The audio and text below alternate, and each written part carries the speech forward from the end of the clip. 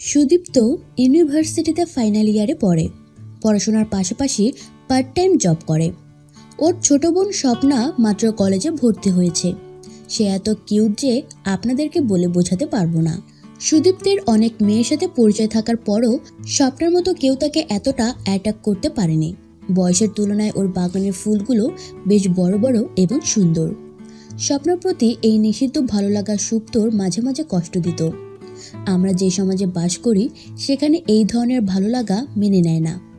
এছাড়া মাঝে মাঝে যে কেউ যখন বাসায় থাকতো না তখন সুদীপ্ত ওর রুমে ঢুকে ওর নিজের ছোট কাপড়ের গন্ধ শুঁকত। এটা তাকে এক ধরনের অদ্ভুত আনন্দ দিত। এই আনন্দ, কষ্ট আর অন্যায়বোধ নিয়ে চলছিল সুপ্তর জীবন। যখন সুদীপ্তর বাবা মা ইন্ডিয়া গেল ডাক্তার দেখানোর জন্য তখন তার এই গতানুগতিক জীবনে ঘটে গেল এক বিশাল ঘটনা। বাসায় সুদীপ্ত, বোন স্বপ্না আর দূর সম্পর্কের এক নানু। বাসায় ফাঁকা ফাঁকা লাগে। স্বপ্নারও মন খারাপ। এর আগে একসাথে তাদের বাবা মা দুইজন এতদিনের জন্য কোথাও যায়নি। মন ভালো হওয়ার জন্য স্বপ্নাকে একদিন চাইনিজ খেতে নিয়ে গেল সুদীপ্ত। এভাবে আরও কয়েকদিন চলে গেল। সুদীপ্ত ভিতরে ভিতরে অস্থির হয়ে গেল। নিজেকে আর কন্ট্রোল করতে পারছিল না। ডিসিশন নিল দ্রুত কিছু একটা করতে হবে। সেই দিন রাত 11টার মতো হবে। স্বপ্না সাধারণত এই সময় ড্রেস চেঞ্জ করে নাইটি পরে। স্বপ্নার রুমের নর্মাল লাইট অফ হয়ে ডিম লাইট জ্বলে উঠল। সুদীপ্ত বুঝলো এখনই রাইট টাইম। তাই সুদীপ্ত আস্তে আস্তে ওর রুমে গেল। ও তখন ড্রেস চেঞ্জ করছিল। সুদীপ্তকে দেখে সে খুব অবাক হলো। কিছু ভালো লাগতেছে না বলে সুদীপ্ত ওর বেডে বসে পড়ল। কি হয়েছে বলো তো, তোমাকে খুব অস্থির দেখছি। এই বলে স্বপ্না সুদীপ্তর পাশে এসে বসলো। স্বপ্নার কাছ থেকে মিষ্টি একটা গন্ধ আসছে। এই গন্ধে ধীরে ধীরে সুদীপ্ত অন্য একটা সুদীপ্তিতে রূপান্তরিত হচ্ছে। স্বপ্না তার কপালে গালে হাত দিয়ে বলল, ভাইয়া তোমার শরীর তো বেশ গরম, জ্বর হয়েছে নাকি? সুদীপ্ত ওর হাতের কোমলের স্পর্শে পাগল হয়ে গেল। কিছু না বলে সুদীপ্ত স্বপ্নাকে জড়িয়ে ধরল। পাগলের মতো ওকে চুমু খেতে লাগলো। সে কিছুই বাদ দিল না। স্বপ্না বুঝতে পারছিল না যে কি হচ্ছে, সেটা কি সত্যি নাকি অন্য কিছু। যখন বুঝলো এটা সত্যি তখন ধাক্কা দিয়ে সুদীপ্তকে সরিয়ে দিতে চাচ্ছিল আর বারবার বলছিল, ছি ছি ভাইয়া, তুমি এটা কি করছো? আমি তোমার আপন বোন, তুমি কি পাগল হয়ে গেছো নাকি? প্লিজ আমাকে ছেড়ে দাও, প্লিজ। তখন সুদীপ্ত বলল, লক্ষ্মী বোনটি আমার, তোকে একটু আদর করবো শুধু। সুদীপ্ত এটা বলে বোঝানোর চেষ্টা করছিল আর এক হাত দিয়ে ওকে শক্ত করে জড়িয়ে ধরে অন্য হাত দিয়ে ওর সুন্দর কোমল ফুলগুলোতে হাতের সুখ মেটাচ্ছিল। ভাইয়া প্লিজ ছেড়ে দাও বলে প্রতিরোধের সব চেষ্টাইও করে যাচ্ছে। সুদীপ্ত তখন টেনে হিচড়ে সব খুলে ফেলল। দু হাত দিয়ে স্বপ্নার বাগানের পর্যন্ত ফুলে চাপ দিতেইও ব্যথায় কুকিয়ে উঠল। প্লিজ এখন ছেড়ে দাও, ব্যথা পাচ্ছি। লক্ষ্মী বোন অনেক মজা পাবে, অনেক সুখ, একটু কষ্ট কর। ভাইয়া প্লিজ ছেড়ে দাও বলে কান্নাকাটি শুরু করে দিল। শুধু একবার আমাকে তোমার মাঠে খেলতে দাও, সুদীপ্ত বলল। তখনও বলল, আজ আমার শরীরও ভালো নেই, আমাকে ছেড়ে দাও, অন্যদিন হবে, আমি প্রমিস করছি। সুদীপ্ত ওর কথা শুনে ওকে ছেড়ে দিয়ে ওর রুমের কার্পেটের উপর শুয়ে পড়ল। স্বপ্না সুদীপ্তের দিকে অবাক দৃষ্টিতে তাকিয়ে আছে আর সুদীপ্ত তাকিয়ে আছে মাথার উপরে ঘূর্ণায়মান ফ্যানের দিকে। সেই রাতের ঘটনার পর স্বপ্নার সামনে যেতে সাহস পাচ্ছিল না সুদীপ্ত। ভয় হচ্ছে যে তাকে দেখে কি রিয়াক্ট করবে সেটা ভেবে।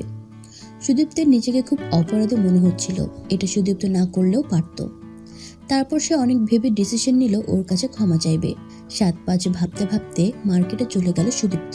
খুব সুন্দর দেখে লাল রঙের আঁচলের একটা জামদানি শাড়ি কিনলো। একগুচ্ছ রক্ত লাল গোলাপ কিন্তু ভুলল না, কেননা লাল গোলাপ স্বপ্নার খুব প্রিয়। যাই হোক, বাসায় ফিরে দেখলো ও তখনও কলেজ থেকে আসেনি। সুদীপ্ত ওর রুমে ঢুকে ফুলগুলি টেবিলের উপর ফুলদানিতে সাজিয়ে দিল। শাড়ির প্যাকেটটা ওর বালিশের নিচে রেখে তার উপর একটা চিরকুটে লিখে রাখলো, এটা গ্রহণ করলে খুশি হব, আর পারলে আমাকে ক্ষমা করে দিও। তারপর সে রুমে এসে স্বপ্না কখন ফিরবে সেজন্য অপেক্ষা করতে লাগলো। ও কি সুদীপ্তকে ক্ষমা করবে নাকি সুদীপ্তের দেয়া শাড়িও ফিরিয়ে দেবে? এসব চিন্তা করতে করতে নিজের অজান্তে ঘুমিয়ে পড়ল। নানুর ডাকাডাকিতে ঘুম ভাঙলো। কি রে, রাতে খাবি না? সে বলল, ক্ষুধা নেই। কেন, দুপুরে তো ঠিক মতো খাসনি, তোর আবার কি হয়েছে? মা বাবার জন্য মন খারাপ লাগছে? না, এমনি ভালো লাগছে না। আচ্ছা, এই বলে সে আমার রুম থেকে চলে গেল। সুদীপ্ত মনে মনে ভাবল আপদ বিদায় হলো। কিছুক্ষণ পরে নানু পাউরুটি, কলা আর মধু দিয়ে হাজির হলো। এইগুলো স্বপ্না দিল, রাতে যদি তোর ক্ষুধা লাগে। সুদীপ্ত মনে মনে খুশি হলো, কেননা এটা তো পজিটিভ সাইন। স্বপ্না তার জন্য কিছু ভাবছে। সময় কারোর জন্য অপেক্ষা করে না, কিন্তু আজ তার কাছে মনে হচ্ছিল পৃথিবীর সবকিছুর গতি হারিয়ে গেছে। একটা সেকেন্ড মনে হচ্ছিল সুদীর্ঘ একটা দিন। সে অপেক্ষা করছিল কখন স্বপ্না এসে বলবে, ভাইয়া তোমাকে ক্ষমা করে দিলাম। অপেক্ষা, ক্লান্তিকর অপেক্ষার প্রহর যেন শেষ হচ্ছিল না। সুদীপ্তের মনে হচ্ছিল ও আর আসবে না, তাই বিছানায় শুয়ে আছে, কিছুই ভালো লাগছে না। রাত তখন 11:30 হবে। হঠাৎ তার রুমের সামনে স্বপ্না, পরনে সেই জামদানি শাড়ি, লাল আঁচল, সাদা জমিন, অপূর্ব, অসাধারণ। স্বপ্না যে এত সুন্দর, এত আকর্ষণীয়, এই সত্য নতুন করে আবিষ্কার করল সে। সুদীপ্ত নির্বাক, সুদীপ্ত অভিভূত। এক আশ্চর্য অনুভূতি সুদীপ্তকে আচ্ছন্ন করল। দ্রুত উঠে বসল, মেঝেতে দুপা দিয়ে বিছানায় বসে রইল। স্বপ্না ধীরে ধীরে সুদীপ্তের পাশে এসে জড়িয়ে ধরল, তার মুখ ওর দুপাহাড়ের মাঝখানে। আলতো করে সুদীপ্তের মাথায় হাত বোলাতে লাগলো। আহা, কি শান্তি, কি মায়া! জীবন মনে হয় এইরকমই, ক্ষণে ক্ষণে রং বদলায়। কিছুক্ষণ আগে সুদীপ্ত ছিল দোষী, কিন্তু এখন সুখী। স্বপ্নাকে মনে হচ্ছিল দেবী, যে শুধু ক্ষমা করতেই জানে। সুদীপ্ত মনে মনে প্রমিস করলো, সে দেবতা না হতে পারে, অমানুষ, পশু হবে না। সুদীপ্ত কোনো দিনও স্বপ্নাকে কষ্ট দেবে না। আজ স্বপ্ন শুধুই তার। স্বপ্নার সুদীপ্ত এভাবে কতক্ষণ থাকার পর সুদীপ্তকে বলল, তুমি কি চাও? তার উত্তর, তুমি যা চাও। তাহলে তুমি রুমের মাঝখানে গিয়ে দাঁড়াও, আমি তোমাকে দেখব। স্বপ্না ঠিক তাই করল। সুদীপ্ত আবার বলল, তোমাকে সম্পূর্ণভাবে দেখতে চাই। কথা শেষ হতে না হতে আস্তে আস্তে নিজেকে উন্মুক্ত করে দিতে লাগলো। মেয়ে, তুমি যে কি, তুমি তা নিজেও জানো না। সুদীপ্তের মুখ দিয়ে বেরিয়ে এলো এই বাণী। এত সুন্দর সৃষ্টিকর্তার নিখুঁত সৃষ্টি।